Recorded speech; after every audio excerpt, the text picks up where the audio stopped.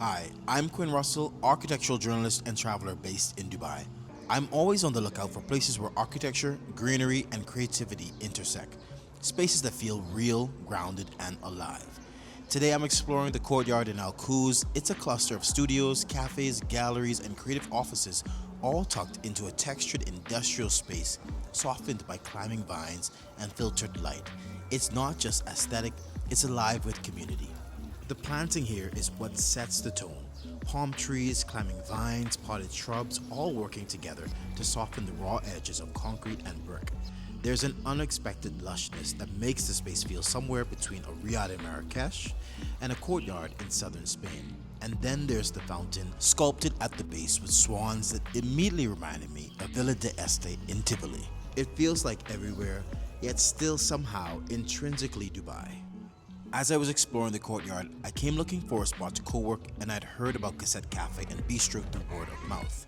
Friends had mentioned it and I'd seen glimpses of it online, but it's one of those places that makes a lot more sense when you're actually in it. The concept blends food, design, and music. There's a clear French influence, but it's not forced. It feels natural. I ordered an Americano and their club sandwich with Parmesan truffle fries. Everything was solid, comforting, and very well done.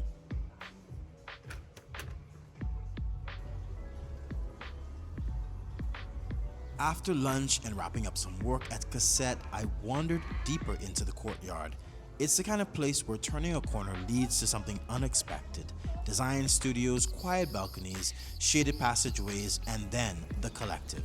The Collective by Ripe Market is part marketplace, part community filled with a curated concept of stores, sustainable brands, handmade pieces, and everyday treasures. It's casual and layered, the kind of place that invites slow browsing and discovery.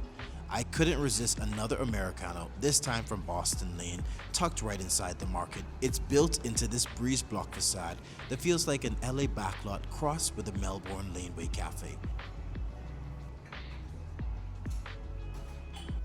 Okay, thank you so much. As I moved through the market, I was drawn to the variety. Homemade jewelry, ceramics, vintage homeware.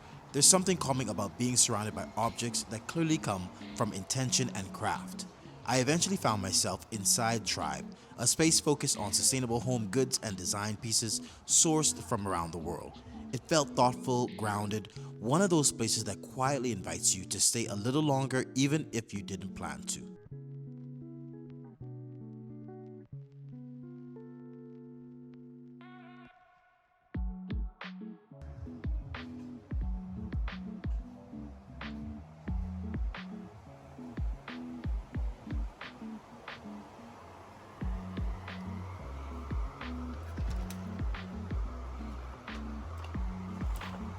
Tucked into another corner of the courtyard is Stick No Bills, a vintage travel poster gallery that completely pulls me in. It's filled with restored prints from the golden age of travel. Think Pan Am, BOAC, destinations from Sri Lanka to Monaco. Each one felt like a memory I hadn't had yet. And just around the bend is Courtyard Playhouse, Dubai's original improv theater. It sits quietly in the space, but it carries weight. This isn't a shiny new venue, it's a space with texture, with stories. It's part of what gives the courtyard its soul. I came here by metro, Dubai's easiest and most sustainable way to get around. From On Passive Station, it's about a 5-minute drive by Kareem taxi to the courtyard. You can walk in the cooler months, it's around 37 minutes, but today was definitely a drive day. Still, I love how the metro makes the city feel connected. It's efficient, it's clean, and it reminds me why Dubai works. Places like the courtyard remind me that good design doesn't always announce itself. Sometimes it's in the plants, the way the sunlight falls across textured concrete, the sound of a fountain you didn't expect.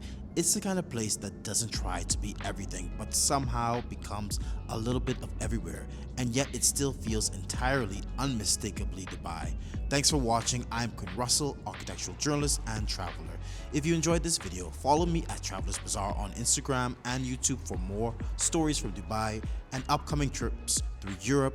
I'll be sharing spaces that matter, from quiet cafes to architectural marvels. Until then, stay curious, and I'll see you in the next episode.